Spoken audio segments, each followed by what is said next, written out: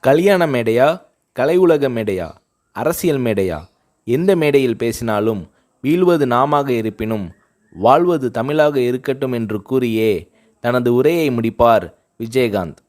கலைஞர் கருணாநிதி அவர்களின் இந்த திருவாசகத்தை புரட்சிக் கலைஞர் விஜயகாந்த் அவர்கள் தன் இதய வாசகமாக வைத்து பேசி வருகிறார்.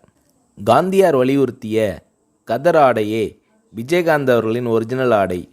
சினிமா சம்பந்தப்பட்டது தவிர மற்றபடி எந்த விழாவாக இருந்தாலும் கதரே அணிவார் விஜயகாந்த். தன் அப்பாவிடமிருந்து கதர் அணியும் பழக்கத்தை கற்றுக்கொண்டவர் விஜயகாந்த். இவரை பின்பற்றி இவரின் நண்பர் இப்ராஹிம் ராவுத்தரும் கதர் மேல் காதலாக இருக்கிறார். இந்த மதுரை நண்பர்களைப் போலவே அவர்களது தந்தைகளும் நண்பர்களாக காங்கிரஸ் கட்சிக்காரர்களாக இருந்தவர்கள்.